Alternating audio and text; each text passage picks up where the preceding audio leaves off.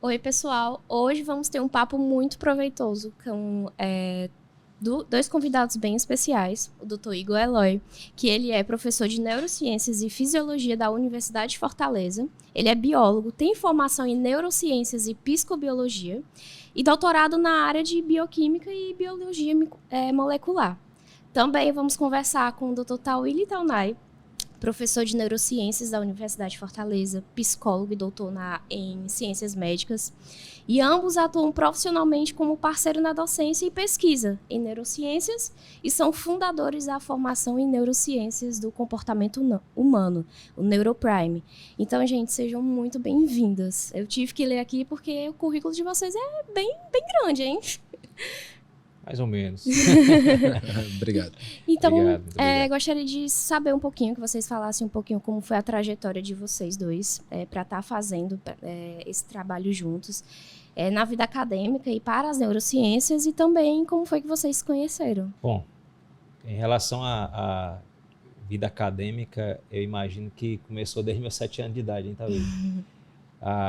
Imagina aí você ter uma criança nascida no interior do estado, falando desde os 7 anos de idade que quer ser cientista.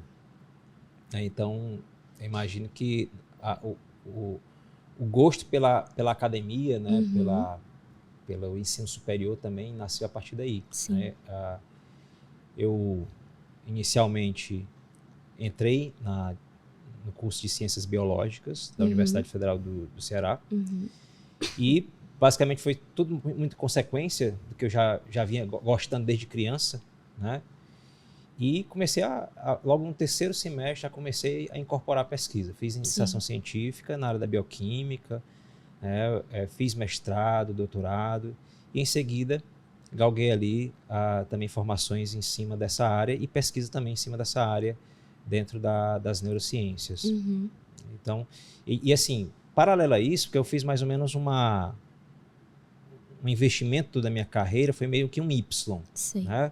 Uma construção voltada para a ciência experimental, né? Então foi muito experimento assim de bancada, né? de laboratório, e também com a experiência que eu tive desde 2007, né? Como professor lá da própria universidade, eu tive um pouco ali do gostinho do que era ser docente, atrelado ao que era da pesquisa, mas foi só em 2009, com uma depressão, né, que eu tive durante esse período, que começaram a abrir outras janelas de oportunidades. Comecei a visualizar o campo da docência, do desenvolvimento humano, né? Foi aí que eu fiz algumas formações, né? Fiz formação em coaching, né? Na verdade fiz 2, aí depois segui ali para o coaching cognitivo comportamental, onde requeria já uma espécie de entendimento mais das neurociências, a própria educação, né?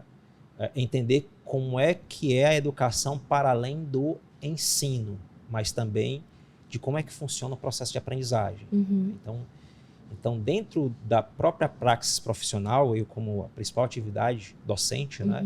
Para entender como é que uma pessoa realmente aprende, né? Desde ali o indivíduo que está saindo do ensino médio, né? Que ali tem a ver um conhecimento um pouquinho do momentum do indivíduo, um momento ali do próprio desenvolvimento, do próprio neurodesenvolvimento desse aluno, até ali ele chegar na vida adulta e, obviamente, né, com a empresa com a qual eu fundei, né, para trabalhar com desenvolvimento, com treinamento, etc.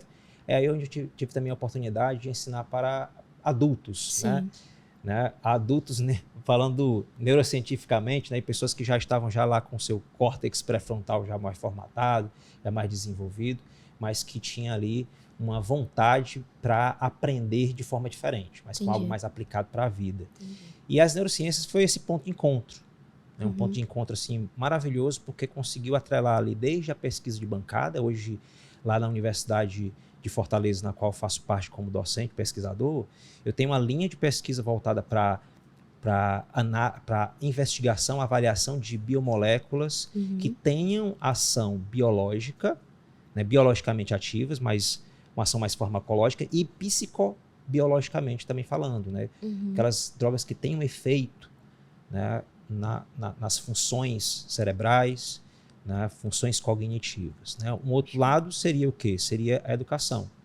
Entender como é que se consolida o processo de aprendizagem, né, a construção de uma memória e também, né, de como é que a gente consegue, a partir de estratégias simples do dia a dia dentro de uma universidade, diminuir um pouco mais o estresse e a ansiedade. Né? Então, basicamente, é essa a minha jornada. Show. E você, Dr. Tawili, conta um pouquinho da tua jornada pra gente, como foi essa paixão pelas neurociências e a tua trajetória até aqui. Bom, a minha história ela começa em 1996, quando eu tinha 13 anos, quando eu fui morar em Natal, né, Rio Grande do Norte. Eu nasci em Brasília, né? E aí minha família se mudou para Natal nesse ano. E lá, o que aconteceu foi o seguinte, eu estudava num colégio chamado Colégio Ponta Negra, né? E teve a Feira de Ciências naquele ano. A minha turma ficou com o tema Corpo Humano.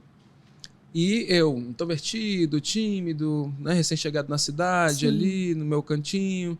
E aí o pessoal já tinha seus amigos, formavam seus grupos, ia escolhendo os temas. E aí sobrou gente, né? Que a gente formou o grupo do Sem Grupo, né?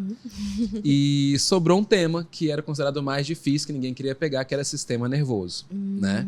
E aí foi que nós pegamos esse tema, sistema nervoso, né? Acho que nada de importante, né? Assim, acontece por acaso, né? Assim, nada que não seja, né? Tudo que é importante não acontece por acaso, né? Essa é a colocação. E aí o que acontece? Eu estudei bastante sobre o cérebro naquela vez, né? O neurônio, lembra que eu desenhei um neurônio aqui no isopor, né? E a professora escolheu um cérebro de verdade pra gente, né? Pra expor naquela feira de ciências. Um cérebro metade com a meninge, metade sem a meninge. E lá pro segundo dia, a gente tinha que tirar o cérebro do baldezinho lá com formol para expor durante a feira de ciências. E a gente não tinha luva, né? Só quem tinha luva era um colega de um outro grupo, ele não queria pegar no cérebro, né? Usar a luvinha dele. E aí alguém do nosso grupo, né?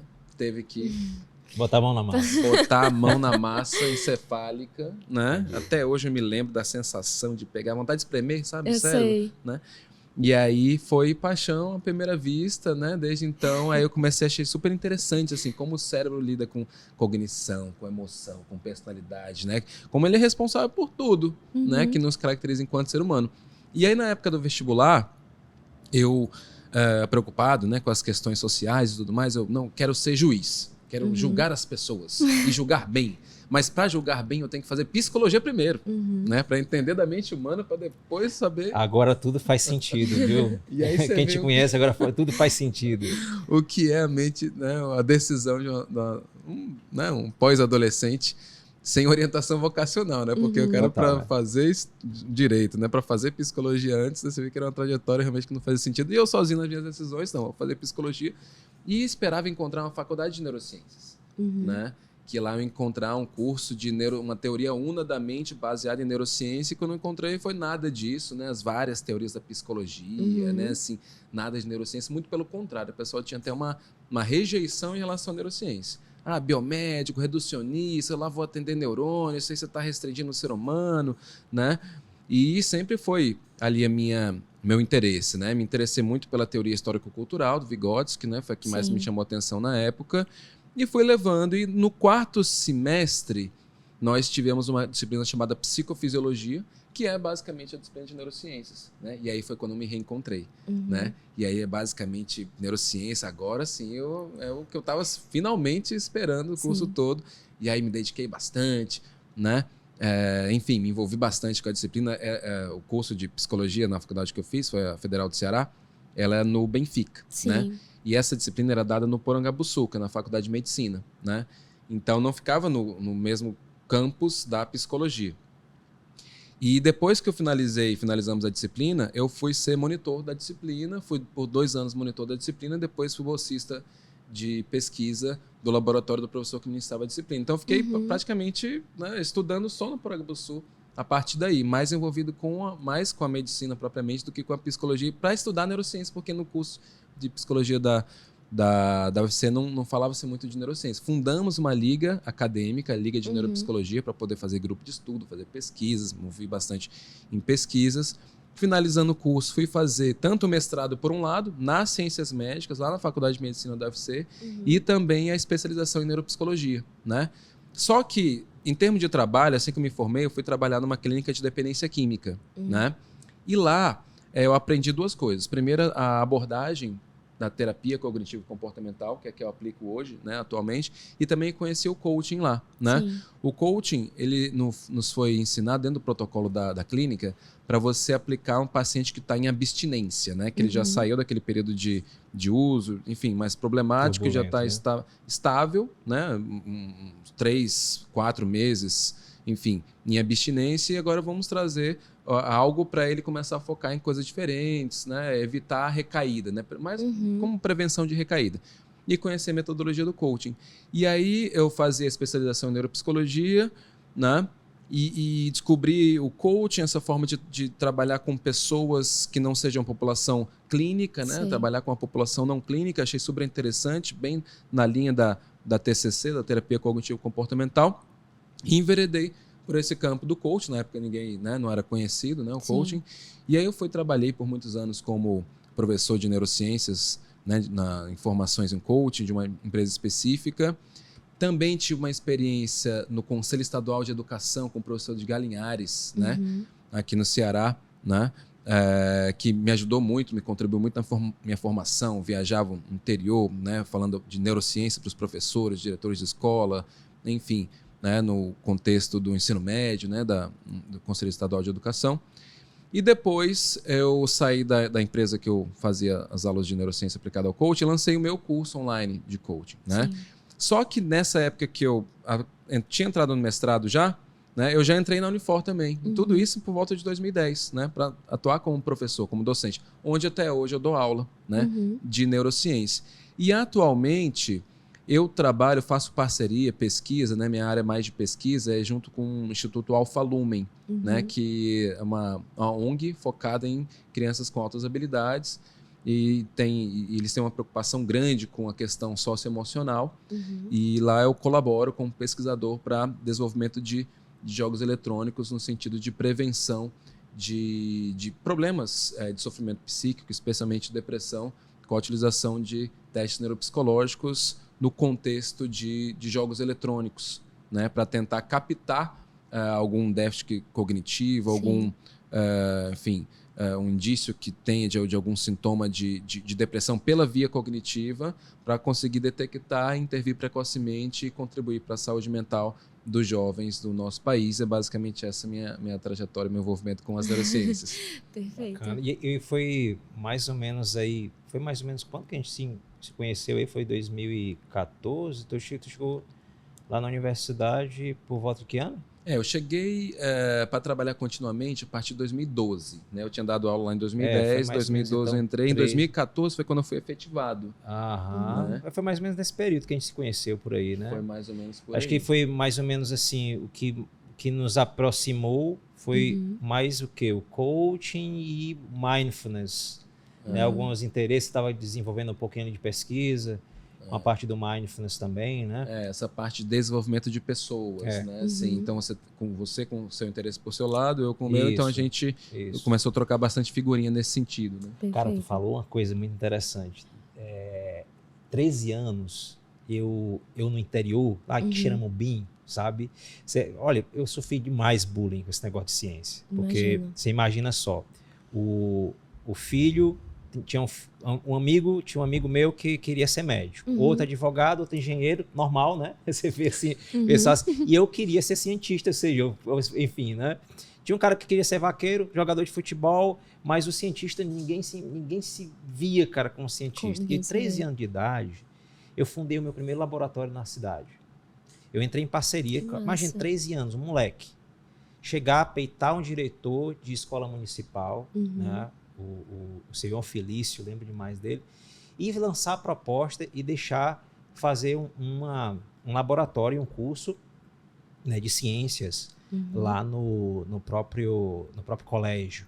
Né? No próprio colégio lá, a gente dissecava os animais, isolava os órgãos, o sistema nervoso central. Caramba. Né?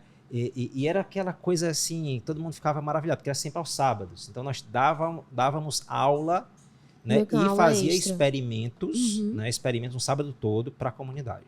Que incrível. Né, para a comunidade. Então é muito bacana, porque fazer esse link com as neurociências me lembra até no período que eu entrei no próprio curso de ciências biológicas.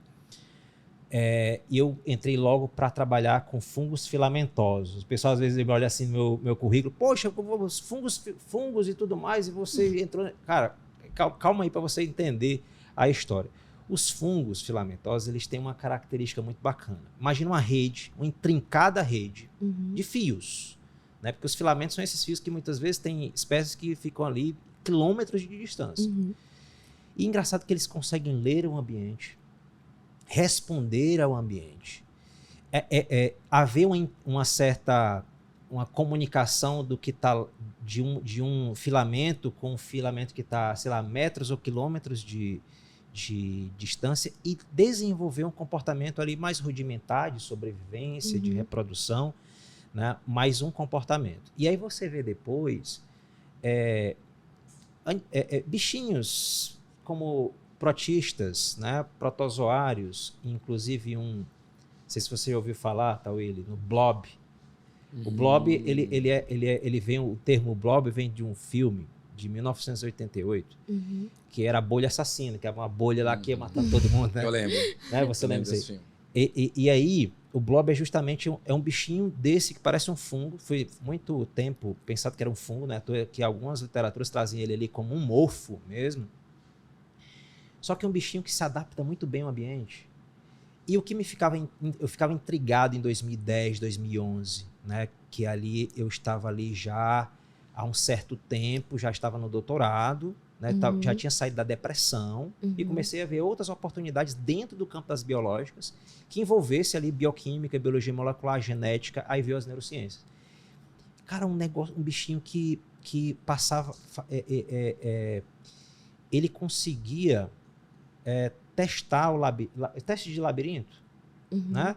Ele conseguia sempre encontrar o caminho mais curto, né? Os bichinhos aprendia fácil, tinha um processo ali rudimentar, mas um processo ali que parecia um processo de memória, né? Inclusive eles faziam o teste seguinte, né? Para, por exemplo, resolver problemas de vias complexas dentro de grandes metrópoles. Eles começaram a olhar para o bichinho e ver que, em termos de construção de rede, de movimento, de transporte, os bichinhos se garantiam muito mais. Né? E hoje é estudado, por exemplo, para ver comportamentos de como se protege fronteiras. Né? É um negócio bem bacana. E eu ficava aqui perguntando. E, claro, olha só que curioso. E sem sistema nervoso. Né? Sem sistema nervoso. E o que eu ficava assim pensando, poxa, cara, bichinhos como esses aí, se tivesse excitabilidade na célula, né? Porque aí a gente começa a perceber que existem ali um embrião de algumas funções cognitivas. Atenção, memória, consciência, sei lá, consciência. Hoje um dos grandes paradigmas, na verdade, um dos grandes... vamos pensar assim, um dos grandes objetivos dentro das neurociências atuais é entender bem o que é esse negócio de consciência, autoconsciência, como é que está essa questão do... Onde é que as neurociências elas se encaixam ali para haver um melhor entendimento dentro da subjetividade. Nós somos professores de uma disciplina neurociência e psicologia. Né? Interessante, hoje a gente consegue ver a contribuição das neurociências dentro de um contexto de uma explicação sobre mente, comportamentos. Né? A neurociência ela ajuda a dar subsídio para o entendimento desse comportamento, mas subjetividade, ou subjetividades, né? O campo assim bem da psicologia, é um negócio interessante. A gente começa a perceber assim, se perguntar, tá, onde foi que tudo nasceu? Né? Porque dentro do contexto da neuropsicologia, a gente tem aí a compreensão de como é que essas funções cognitivas se desenvolvem ao longo da vida do indivíduo. Na verdade, como foi que tudo nasceu? Porque essa pergunta ela é relevante porque muitas vezes quando a gente vai ver a ontogenia, que é a comparação, a gente está fazendo uma análise dessas funções ao longo do desenvolvimento de uma espécie, a gente consegue ver alguns pontos de encontro no desenvolvimento de outras espécies. Né? E aí vem a questão do blob. Poxa, o bichinho sem sistema nervoso, que tem 720 formas de fazer sexo. Dá para imaginar um negócio desse? Não dá. Qual mais... o tamanho dele? É um bichinho que se espalha, meu amigo. Parece uma ameba, parece uma micose, uma frieira. Né? Você vai ter frieira? Pois é. Isso é coisa lá do pessoal lá do interior, de Xirambi. Brasília não tinha. Não teve não, né? Mas olha só, aí você vê que quando o sistema nervoso ele se desenvolve, muitas coisas mudam. Você imagina aquele conjunto de fios, eles começam a otimizar espaço. Né? Começa a surgir outras células responsáveis de associar informação e gerar o que agora? Comportamentos mais complexos. E aí, essa é o que me fascina dentro das neurociências.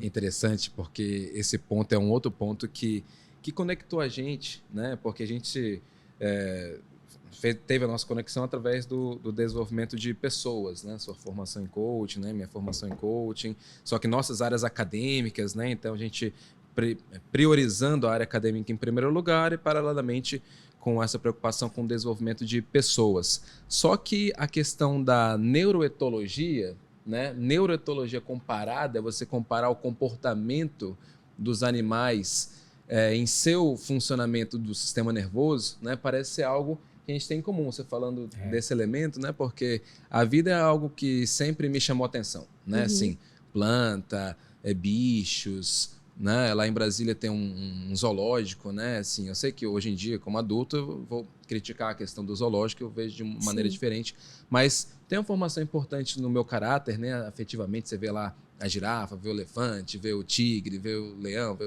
os macacos, enfim, os jacarés, né?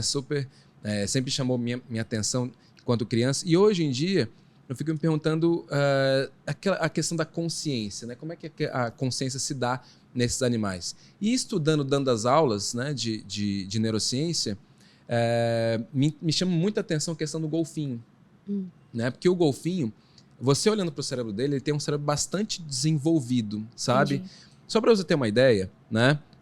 Comparando o nosso cérebro com o cérebro do elefante, o elefante tem 3 vezes mais neurônios que a gente, né? Só que a gente tem 3 vezes mais neurônios no córtex. Córtex é a superfície cerebral, né? A casca cerebral, que é a região onde há o processamento cognitivo mais complexo, as funções cognitivas mais complexas, linguagem, memória, atenção, função executiva, raciocínio, né?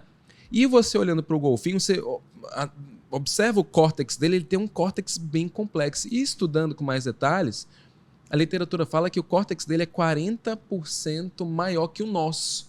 Né? Então, se o córtex é tão importante assim, se o córtex seria a região da consciência, a consciência do golfinho é algo bem destacado. E tem vários relatos na literatura do comportamento, ou relatos empíricos mesmo, né? de casos pessoais, de comportamentos bastante interessantes do golfinho. Né? Coisas muito diferentes que eles fazem, né? De salvar pessoas, de afogar pessoas, né? Estupro, necrofilia, né?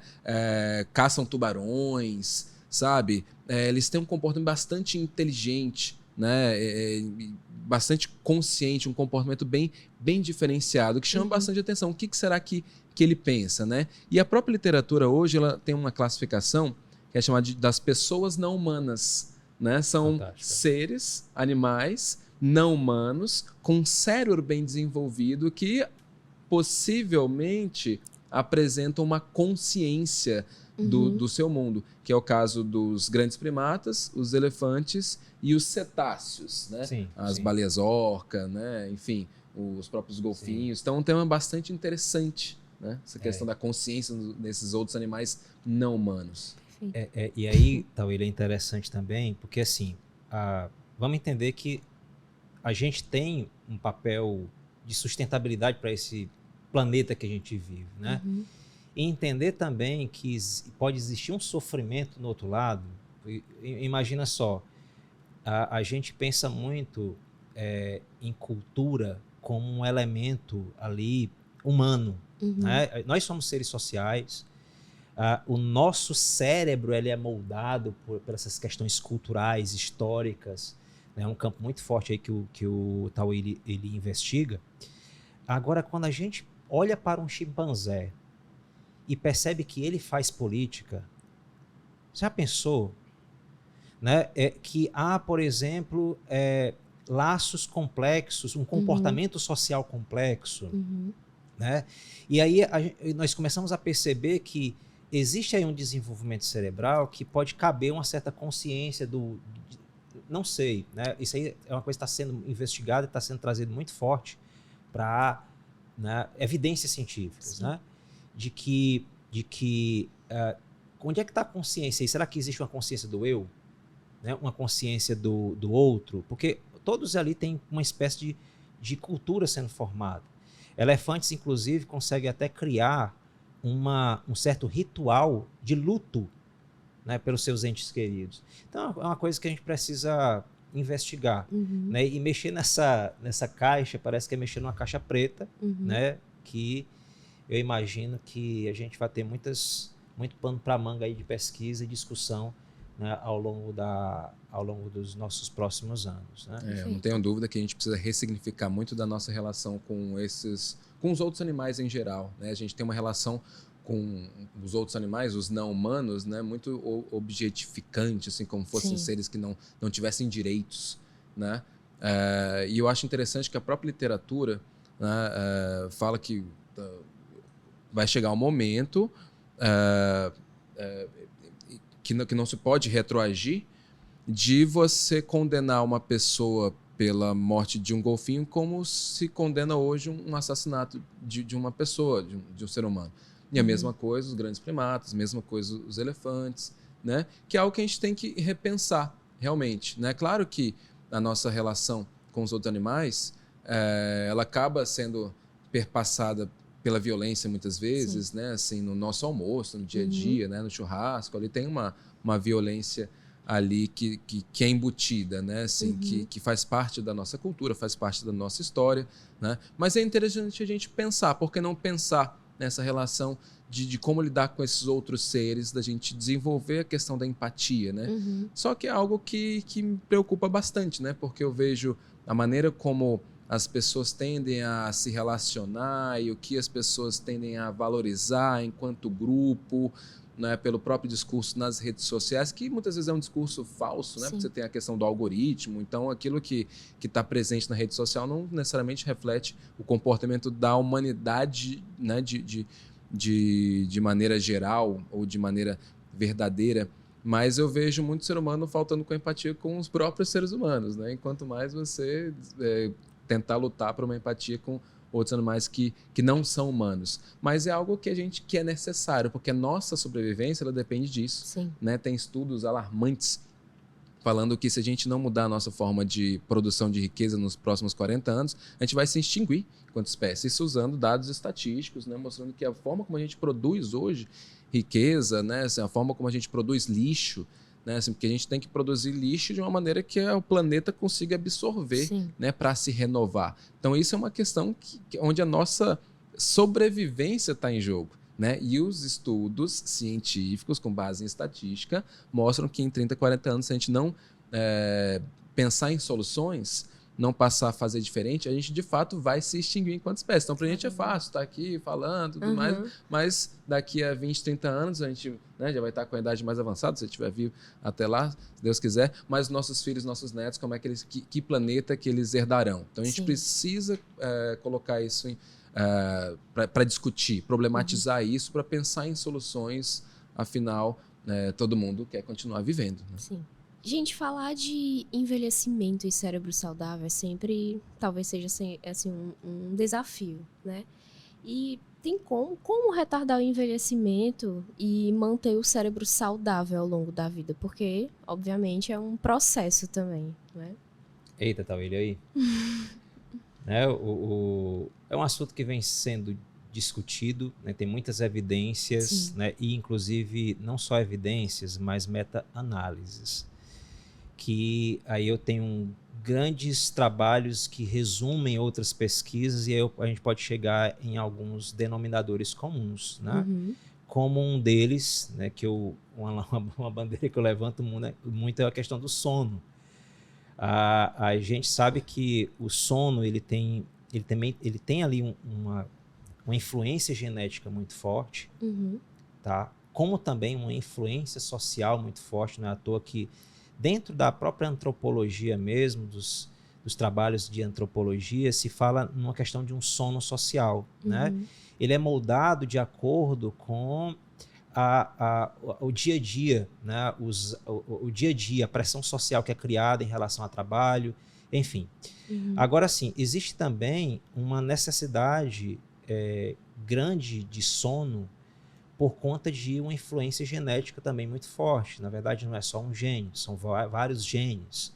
E aí, detalhe, esses genes, né, estamos falando de genética, estamos falando de DNA, que controlam, tem a ver com o sono, tanto a duração do sono, como também a inclinação que a pessoa tem, né, se é um pouco mais para a noite, se é um pouco mais para o dia. Tem gente que se acha que é noturno, porque sei lá, está dormindo 3 horas da manhã, 4 horas da manhã.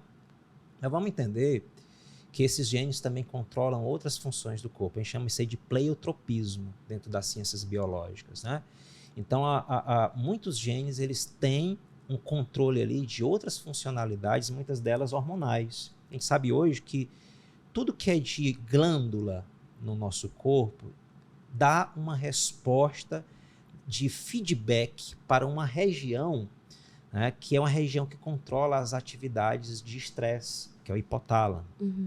E aí a gente sabe que uma vez que eu não tenha uma duração de sono adequada para a minha biologia, né, apesar de haver as regulações devido à pressão social, né, isso aí pode levar a desbalanço hormonal, né, um estresse, disparos de respostas de estresse crônico que sempre vão causar malefícios não só à fisiologia do indivíduo, né? Estamos falando aí de doenças que são realmente mensuradas dentro do aparato biomédico, mas também a transtornos, né? Transtornos de ordem psiquiátrica. Aí a gente pode perceber que existem estados mentais ou funções mentais que são desreguladas por conta desse ponto. Né? Então, o sono eu acho que é um elemento importantíssimo, né, Tauílio? A gente comentar. Você quer falar mais de algum? Assim, eu sempre toquei muito na questão dos diversos hábitos, né? Eu sempre falei muito da questão dos 5, digamos assim, 5 elementos que vão combater o estresse, né? Porque o estresse, claro, você tem o estresse positivo, né, que é natural, que nos impulsiona, que faz parte da vida, mas tem um estresse negativo que acelera o envelhecimento, né? E é importante você procurar cultivar uma boa saúde. E com o ritmo de vida que a gente vive hoje, a gente acaba não fazendo coisas básicas, né? Como, por exemplo, uma boa noite de sono, né? Fundamental. A questão da alimentação, né? Uma alimentação nutritiva, né? Uma alimentação saudável, né?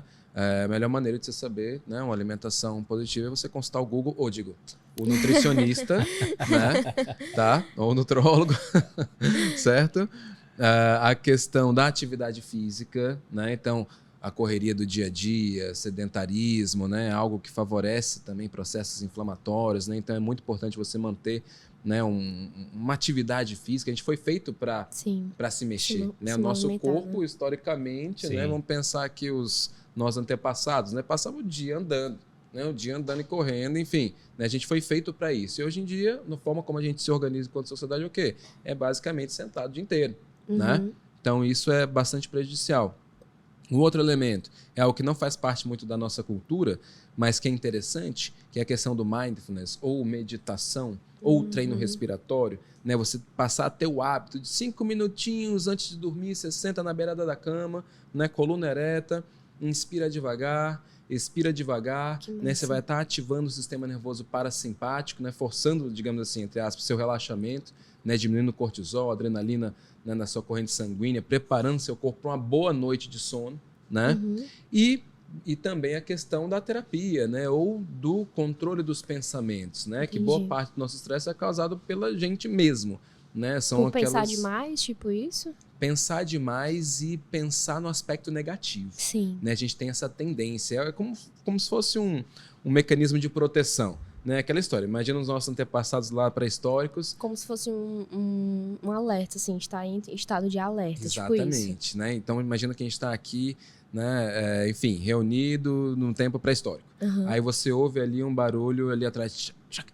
Né? Aí a pessoa que é super confiante, não é nada não, besteira, né? Já vem um leãozão e te come, né? E aquele mais ansioso, não, peraí, não, será que tem algum problema? E vamos lá ver, né? E esse cara sobreviveu, né? E levou a nossa sociedade a estar aqui hoje, Entendi. Né? Seleção natural, né? Então a gente, esse mecanismo de estar alerta, ele é positivo, né? Se ele nos ajudou sobremaneira, ele é importante, ele faz parte. O problema é o exagero.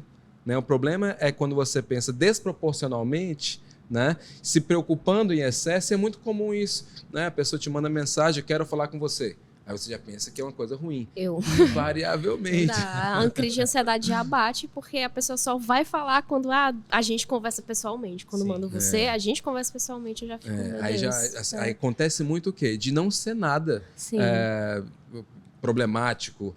Só que nisso você não grava, né? Você vai gravar quando foi algo problemático mesmo. Aí você começa a ter a falsa impressão que sempre quando alguém se comunica assim com você é por alguma coisa negativa. Sim. Então a gente acaba criando muitos problemas que a gente tem. Então esse controle do pensamento, sabe? Esse monitoramento e modificação do próprio pensamento, como a gente diz aqui no Ceará, né? Maldando, né? A gente tem gostado de maldar as coisas, né? De ver o lado negativo das coisas.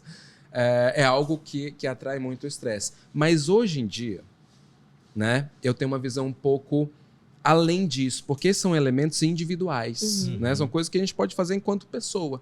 Só que para mim hoje, né, com os estudos que eu tenho feito na área da psicologia, da neurociência, o grande elemento que acelera o envelhecimento e que coloca, sei lá, câncer, infarto, AVC como causas de morte líderes, né? E que de fato aceleram o envelhecimento, enfim, é a questão da forma como a nossa sociedade se organiza, que é essa pressão do dia a dia.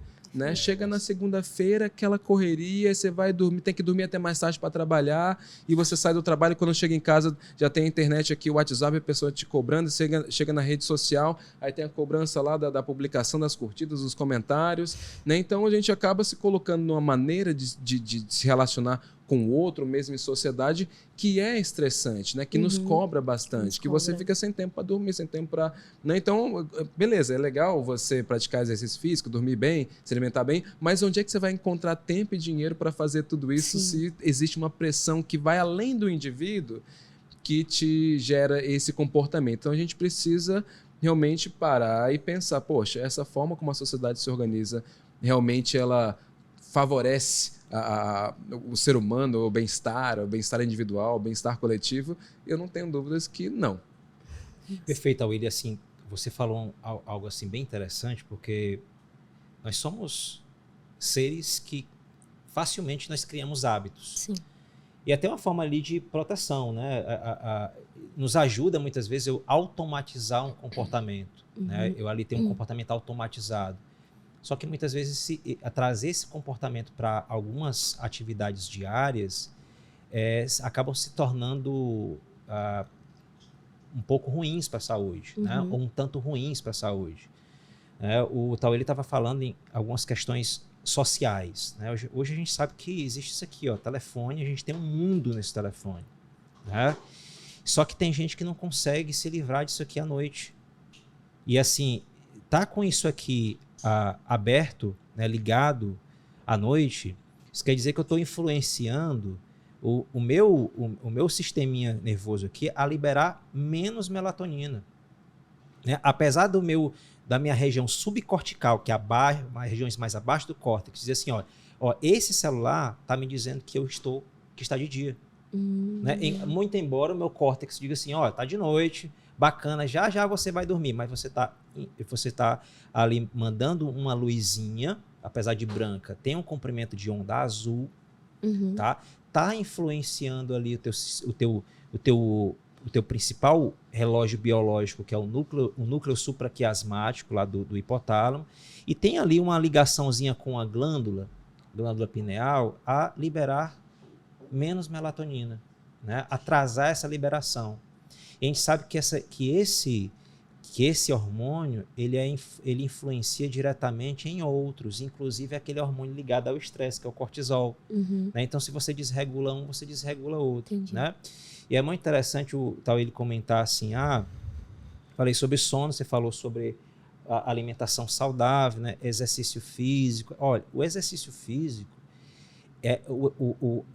a atividade física, ela mexer músculo, né? É algo importante para o seu cérebro.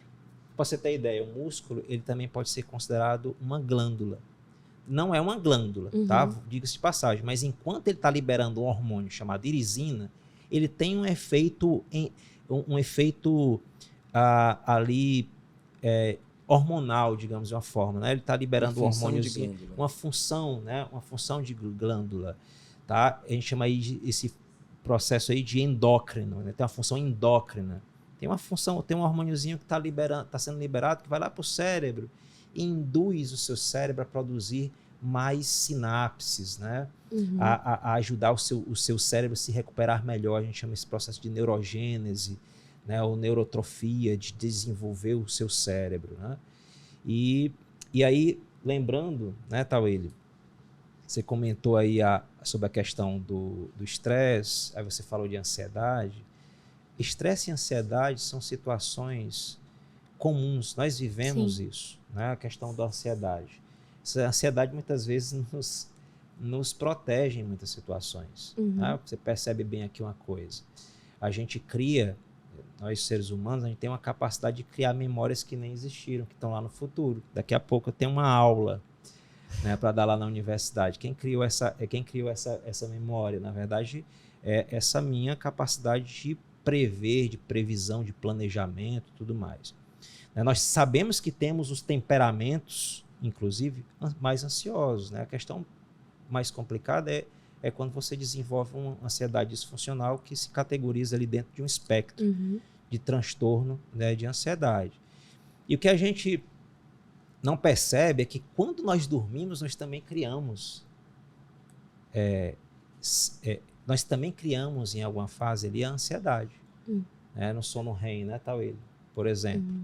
Sono REM é no momento em que o seu cérebro, ao invés dele estar ali, entre aspas, descansando, ele está em uma alta atividade. Né? Isso aí acontece várias vezes durante a noite.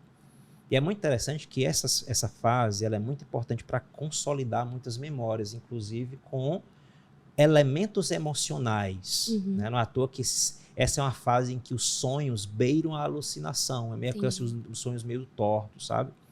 Mas é muito interessante também, porque o que a gente ouviu durante o dia, o que a gente leu, né, coisas que a gente também vivenciou, experienciou há anos passados, eles vêm à tona, né, e o nosso cérebro ele começa a criar realidades possíveis, plausíveis, ou até impossíveis de acontecer, mas que ele cria ali para, né, de testar, olha, isso que eu ouvi, que eu experienciei, vai ser importante para o futuro?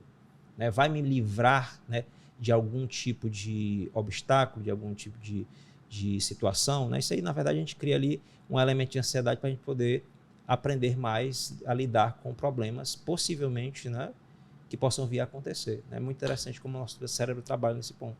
Nossa.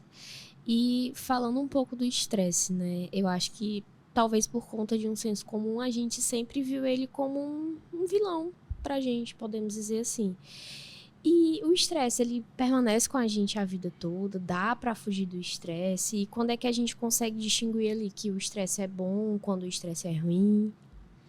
O estresse, eu costumo dizer que só se estressa quem está vivo, né?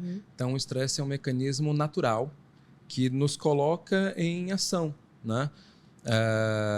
Então, assim, sempre que você entra em contato com alguma notícia ou se lembra de alguma coisa que te mobiliza de alguma maneira, ou que exige a sua tomada de decisão, você tem a liberação ali, a ativação da via rápida do estresse, com a liberação de adrenalina, né, para te dar aquela energia.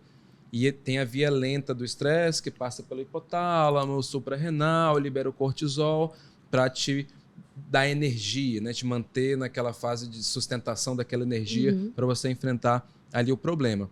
O adequado é o quê? Que você entre nessa fase do alerta e você saia, né? Você resolva o problema e depois você esqueça, como as zebras fazem, digamos assim, né? Tem um famoso livro do Robert Sapolsky, né? Porque as zebras não têm úlceras, né? Que é exatamente nesse sentido, porque a úlcera acaba sendo um reflexo, uma consequência do estresse ruim, né? E as zebras não é que elas não se estressem, claro que elas se estressam. O problema é que, no nosso caso, né? Diferentemente das zebras, a gente fica remoendo aqueles pensamentos. A zebra, quando ela resolve o seu estressor ali, ela esquece e vai viver a vida dela, né? A gente não. A gente permanece mentalmente naquele estresse e entra numa fase de resistência, né? Que ainda seria boa se o estressor persistir para que você o elimine, né? Só que você fica cultivando, ou então surgem outros problemas. Problema financeiro, problema de segurança pública, enfim, problemas diversos aí que hoje em dia, né, com as redes sociais, a própria mídia, né, assim como a gente tem aquele mecanismo de prestar atenção no que é negativo, a notícia ruim chama mais a nossa atenção, então gera mais cliques, gera mais visualizações. A mídia, sabendo disso, vai veicular mais notícias negativas e acaba sendo um ciclo vicioso de povoar a nossa timeline de notícias negativas, que é o que vai atrair a atenção das pessoas, só que isso acaba sendo estressante, que vai manter a gente naquele estresse praticamente constante. E a gente pode entrar numa fase de quase exaustão ou exaustão, que é quando essa, digamos assim, essa persistência do cortisol na corrente sanguínea, falando apenas do cortisol, claro que tem uma série de outros elementos mais complexos, né, que envolvem a biologia do estresse, mas que é adoecedor, que gera inflamação e que prejudica, que afeta a melatonina quando você está dormindo. A melatonina tem a função antioxidante, vai ajudar a gente a se rejuvenescer, entre aspas, né? Mas aquele cortisol em excesso ele vai trazer uma série de problemas, né? Por exemplo, a formação, a agregação de plaquetas no sangue, com a formação de trombos e infarto, AVC, né? Ou, enfim, úlceras, as várias ites, né? Otite, dermatite, gastrite, né? Tudo derivado do estresse. Então, a gente vivencia quase que uma epidemia dessas consequências do estresse negativo em função desse ritmo de vida que a gente vive. Então, a melhor maneira da gente identificar, né, o estresse positivo e o negativo é a sua persistência e a sua intensidade, né? Se é uma preocupação que realmente que te mobiliza demais, que gera uma excessiva preocupação, que você fica bastante nervoso com aquela ideia, né? Então é algo de grandes proporções que já é um indicativo, mas especialmente a sua persistência, né? E a sua recorrência. Então, assim, você se estressar para você depois relaxar, porque resolveu ir bola para frente e não pensa mais naquilo, e mais à frente, quando tiver outro problema, eu vou enfrentar, tudo bem. Só que o nosso ritmo de vida é de estar se preocupando e muitas vezes de criar o hábito de querer estar se preocupando. É como se a gente tivesse, pô, será que eu estou esquecendo de alguma coisa? Não, tá calmo demais. Deve ter algum problema que eu não estou percebendo, que eu preciso dar atenção. Então, às vezes, até a falta de problema, né, gera um problema, uma preocupação de que você, de repente, está esquecendo alguma coisa que você precisa fazer, que você precisa estar ocupado. Então, essa persistência com esse elemento adverso, que não é algo da vida real, mas é o que a gente cria, pelo nosso pensamento, né, de dar essa conotação negativa para as experiências que a gente vive, acaba mantendo esse elemento estressor com mais tempo e persistindo e gerando essas consequências negativas do estresse. E como é que a gente pode administrar o estresse? As melhores maneiras para estar administrando ele? Olha, uma dica que eu falo, a principal coisa, né, é a questão de passa pela terapia, né? Acho que isso não tem dúvida, né? Assim, primeiro ponto, faça terapia. Né? Que aí você... e na própria terapia, você vai ter mais chances de vivenciar aquilo que, para mim, é o principal elemento, que é a questão de uma percepção da vida que faça sentido para você. né, uma percepção de sentido. Será que a sua vida tem sentido, né? As coisas que você faz, aquilo com que você se envolve, o seu trabalho, suas relações familiares, suas relações sociais, a forma como você se relaciona com as redes sociais. As informações que você consome, né? Isso tem a ver com seus valores. Né? Você coloca em prática quais são os seus valores, né? Primeira coisa, né? Você tem consciência dos seus valores, né? Então identificar os seus valores é algo fundamental, e após identificar os seus valores é importante que você que você os vivencie, né? E vivenciando os seus valores você está colocando em prática o seu sentido de vida. Então as outras coisas você começa a cultivar o quê? Resiliência para enfrentar as adversidades. É uma dica assim mais direta, né, que eu trago para conseguir enfrentar o estresse. Massa, Tawil. E assim, é o que o pessoal fala, né, tá na boca do povo, a questão do propósito, né? Quando você consegue alinhar, consegue entender ali, dar uma parada, dar uma analisada nos seus valores e ali meio com uma avaliação. Será que eu estou vivendo realmente os meus valores? Estou andando também, me relacionando com pessoas que também... ou muitas vezes tem pessoas que desrespeitam esses valores, né? Então acaba sendo uma relação mais complicada, e quando a gente consegue alinhar isso, dá para se viver com mais propósito. E aí, sabendo, né, talvez você dê uma contribuição muito bacana, sabendo que existem aí dentro do estresse eventos fisiológicos, né, como também podemos dizer estados mentais, só que eles não estão dissociados um do outro, né? A gente tem ali meio que um construto, né? Um elemento único que a gente diz assim, é cérebro, é mente. Não, é tudo junto, é a mesma coisa, né? Então é tudo junto e misturado. A gente sabe que ali estão... existe um processamento cognitivo, lendo tudo que você sente, né? Interpretando, desenvolvendo comportamentos. Então, o que é interessante? Sabendo que o estresse, ele tem o seu lado, ele tem uma parte disso é fisiologia, a gente pode pensar aqui como é que eu posso ajustar essa fisiologia, né? Um dos elementos que nós temos de graça aqui é a respiração. Então, a respiração, o conhecimento da respiração é interessante porque você sabe que esse ato de inspirar foi minha via do estresse que está atuando. Agora, o meu ato de expirar foi a via contrária do estresse, que é a via parasimpática. Se eu utilizo mecanismos de respiração, que eu dou mais ênfase na expiração, eu tendo ao quê? Ao relaxamento. Então, eu posso encurtar aqui, né, fazer o biquinho, né, e inspirar e ter uma expiração bem longa. Isso ajusta um pouco mais essa frequência cardíaca e respiratória. Da mesma forma, quando nós choramos, nós tendemos a fazer isso aqui, ó. Sim. Né? A gente faz esse movimento. Normalmente isso dá uma ativada dos nossos receptores do pulmão. Né? Na hora que eu faço assim, ó, que é bem comum no choro, na verdade isso aqui automaticamente é o corpo tentando dar uma acalmada. Né? Como você também pode utilizar esse mesmo mecanismo para poder melhorar, ou melhor, aliviar essas vias simpáticas que são as vias do estresse. Falando em questões mentais, né, dos processos mentais que estão embutidos, né, nossa espécie ela é craque em fazer isso. Nós temos uma regiãozinha que é chamada do córtex cingulado. Quando ele faz isso aqui, ó, córtex cingulado anterior ventral, bem aqui na pontinha, que está muito ligado a essas ruminações mentais. Tá? Então a gente sabe que tem processos mentais acontecendo que no processo de mindfulness, a atenção plena, eu posso criar ali uma consciência e me desvincular desses eventos mentais e tentar observar como se eu estivesse na terceira pessoa. Como assim? Eu sou esses pensamentos? Não. Esses pensamentos, da mesma maneira que eles chegaram, eles vão sair. Embora. Aí, normalmente, eu utilizo o quê? Eu utilizo uma âncora. A âncora pode ser esse copo, né?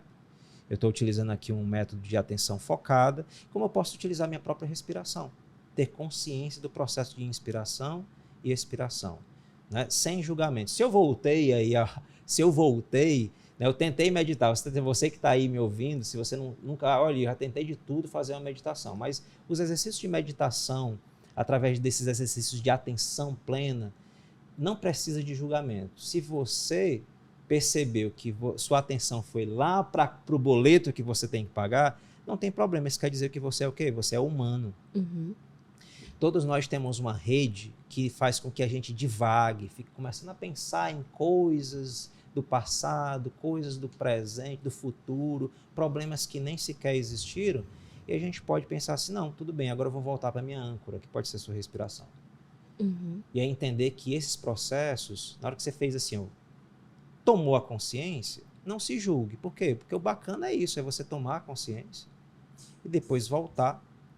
E aí você está saindo um pouquinho dessa rede de modo padrão e agora vai para a atenção executiva. Estou agora focado num ponto e vou exercitar mais uma vez essa atenção. E é um exercício, né? É você você persistir em continuar. Vai um dia um minuto, outro dia lá 1 minuto e meio, de repente você está fazendo, né, mais 5 minutos e assim por diante. Massa. Eu vou dar um exemplo meio, uma coisa bem específica, né? E tá muita febre, esses remédios para aumentar o foco. E falando de mim, eu já tomei mesmo, assim, para focar nos estudos, principalmente, né? Ia ter uma prova no outro dia e, resolvi tomar.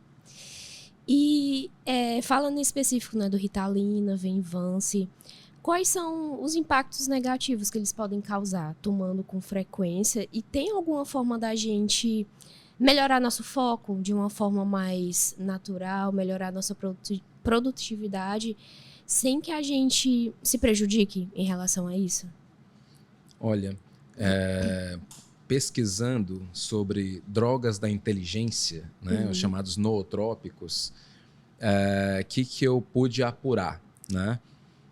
Porque assim, o leigo, ele quer melhorar seu desempenho nos estudos, ele tem um raciocínio simples, né? Assim, bom, tem um remédio que eles dão para pessoas que têm déficit de atenção. Uhum. Então eu que não tenho déficit de atenção, se eu tomar esse remédio, minha atenção vai ficar super mega blaster, né? E tem um remédio ali que eles dão para pessoas que têm Alzheimer. Alzheimer é um problema sério de memória. E eu estou precisando melhorar minha memória. Poxa, então se eu tomar esse remédio, minha memória vai ficar, né, 100%, 1000%. Né? Só que os estudos eles mostram que não tem um efeito positivo. Né? Assim, sei lá, a pessoa fica com taquicardia, hiperalerta, né? E não consegue render nos estudos como renderia se não tivesse tomado. Claro, se a pessoa tiver alguma condição, né, onde ela precise tomar, de fato, um diagnóstico de TDAH, aí tudo bem, né? É importante que ela tome a medicação certa, ela vai ver qual é a medicação mais apropriada ali para ela, né? Sempre uma espécie de uma tentativa e erro que ela faz com um psiquiatra, né? Para encontrar aquela medicação com que ela vai se dar bem, né? Mas no caso da pessoa que não tem esse diagnóstico, né? Não é producente ela fazer essa escolha, né? Assim, e aí fazendo os estudos, né? O que a literatura fala a melhor droga da inteligência, né? A droga que você pode, né, tomar que vai ajudar você e com menos efeitos colaterais. Sabe qual é? Café. Né? Sério? O café seria a melhor droga da inteligência, que ela teria os menos efeitos colaterais, né? E eu, inclusive, recomendo um café sem açúcar, né? Assim, com certeza. O açúcar, inclusive, né, é a pior droga, né, que tem, né? Assim, a droga que mais mata, a droga que vicia, né? Certamente quem está vendo aqui, a gente, né, certamente tem gente viciada em açúcar, né? A história do café sem açúcar, a pessoa começa, né, não vai gostar, mas depois de um mês ela não vai querer voltar para o café com açúcar. Então, foi isso que aconteceu comigo, me acostumei no paladar. Né? Então, em termos de droga para potencializar a inteligência, né, o café seria a melhor opção. Mas é claro, atividade física, bom sono, mindfulness, essa técnica da respiração que o professor Igor colocou, a terapia para lidar com o estresse, né? E a questão da alimentação saudável. Você é o que você come. Né? Se você comer só junk food, fast food, né, todo dia, ou comidas daquele gênero, você imagina como é que as suas células, né, inclusive cerebrais, ficarão. Então, isso aí são uma série de medidas que a gente pode fazer para potencializar o nosso sono. Inclusive, é durante o sono que a gente aprende, como o professor colocou agora há pouco, estava falando sobre sono, né? Porque tem gente que vira madrugada estudando, né? Tudo bem, se for para a prova no dia seguinte, pode até ter um certo efeito ali, se não ficar muito cansado, que a pessoa pode ficar cansada também, dormir na prova, enfim, ter um prejuízo nesse sentido. Mas é um tipo de ritmo que não vai consolidar a informação. Então, não faz sentido, né? A pessoa virar madrugada estudando, ela precisa descansar para reter aquela informação junto com atividade física, com alimentação, com meditação, controle do estresse via terapia, por exemplo, e em termos de potencialização dos neurônios, o uso do café. Perfeito. E assim, vale salientar, né? O tal, ele comentou sobre o café aí, falou muito bem, relacionou bem com a questão do sono. Não faz sentido também você estar com sono péssimo e se entupir de café. Não vai dar certo. Entendi. Né? A gente sabe que existem ali, historicamente, essas drogas, né? Elas vieram ali com um termo mais de smart drugs, né? Mas essas drogas, elas meio que criam uma desestabilização no sistema de recompensa e motivação do indivíduo que vai estar interferindo no processo de atenção dele. Isso com o uso, estamos falando de pessoas neurotípicas, ou seja, aquelas pessoas que realmente são ditas normais, né? Pensando dessa forma, e que não precisariam desses medicamentos. Agora, o cafezinho já é comprovado com o efeito neuroprotetor. O uso da creatina, né? Apesar de muita gente confundir creatina com creatinina, pensando que a creatina ela vai fazer mal para os rins, muito pelo contrário. Né? É claro, sempre é bom você consultar o médico primeiramente, mas a creatina, vale salientar que o uso da creatina não deve ser no mesmo horário que você está tomando a cafeína, tá bem?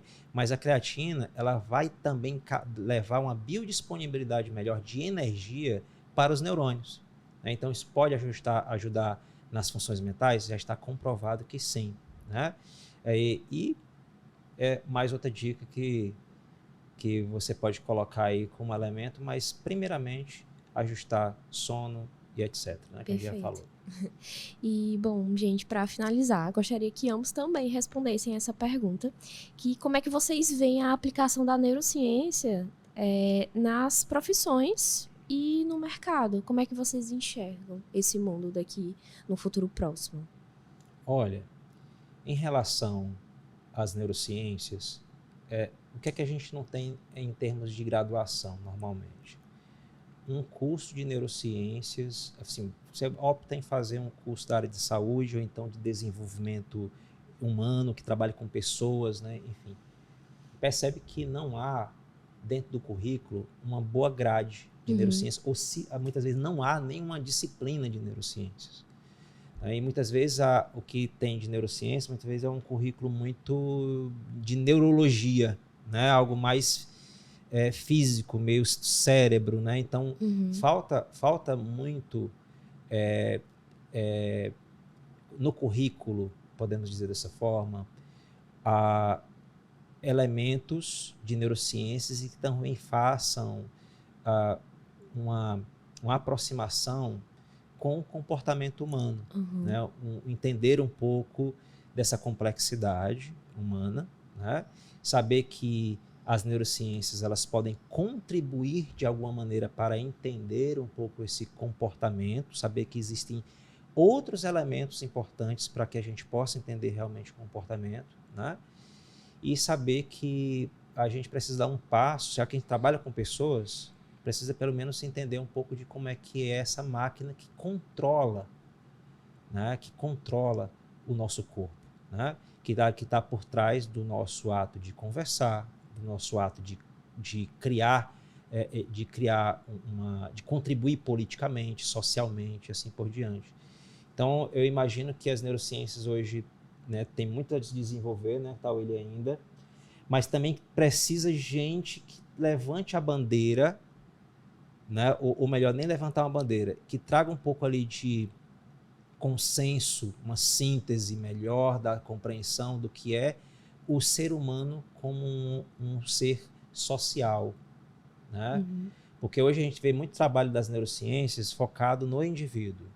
Muito, mas tem muita coisa sendo trabalhada em relação a isso. Mas a gente tem que entender também como é que esse entendimento pode contribuir, né, para eu ser uma pessoa melhor, para fazer pessoas melhores ao meu redor, fazer do mundo o melhor mundo para se sobreviver, uma vez que eu entendo alguns processos que estão acontecendo em mim, no indivíduo e, obviamente, por que não, né, tal ele, em nossos irmãozinhos aí, os animais. Perfeito.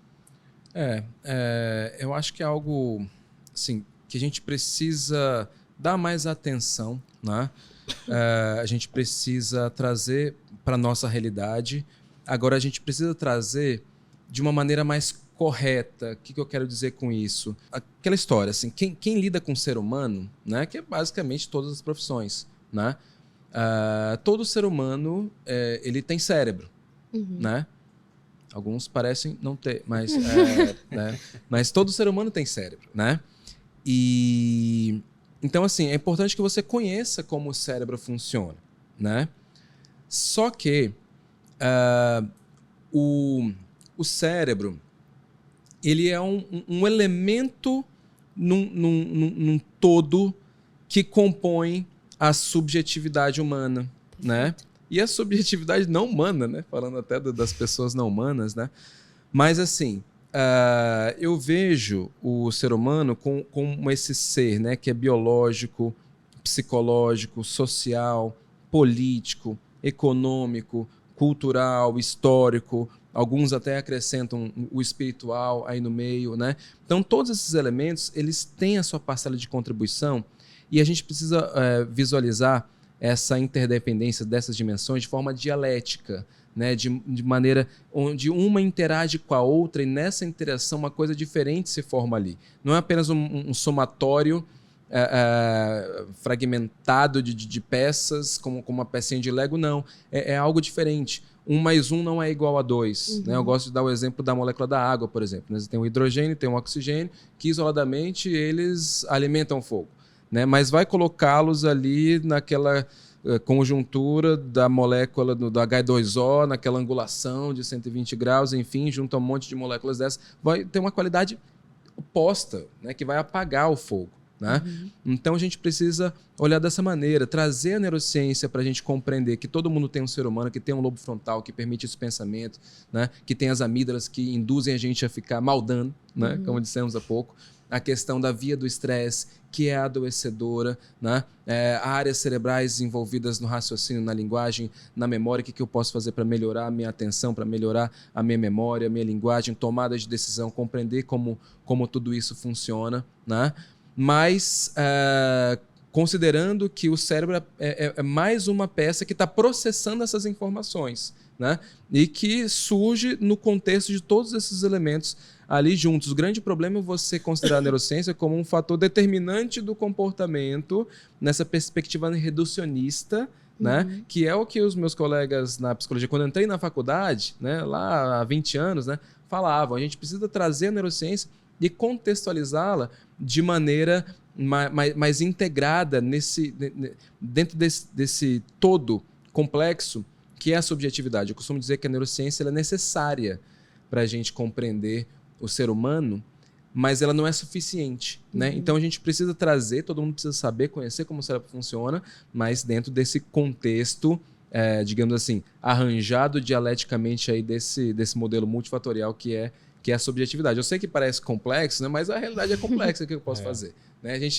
Quando você quer simplificar e quer falar, né, de maneira que todo mundo entenda, você pode reduzir de uma maneira que gere intervenções inócuas ou pobres, né, que não tragam a verdadeira efetividade, o impacto que a gente quer gerar na transformação do comportamento do outro. E todos nós, né, que trabalham com seres humanos, a gente quer que cada um melhore o seu bem-estar, não só individual, como coletivo. Então a gente precisa pensar nessa complexidade que é a subjetividade humana e a neurociência fazendo parte desse todo. Perfeito. Gente, foi muito proveitoso o papo com vocês, então eu gostaria muito que vocês falassem os seus arrobas para a galera que está nos assistindo conhecer o trabalho de vocês melhor. Bom, Instagram, @Igor Eloy, YGORELOY. Bom, o meu é @Tawily Taunay, pronuncia Toné, né? Mas escreve Taunay, TAUILY, TAUNAY, né? Então, se eu botar Tawily lá, vai ter um Tawily lá acho que da Arábia Saudita, enfim, né? Aí tem eu lá, Tawily Taunay, né? Vocês vão me encontrar lá, e no Facebook a mesma coisa. Perfeito, gente. Muito obrigada. Por nada. Obrigado.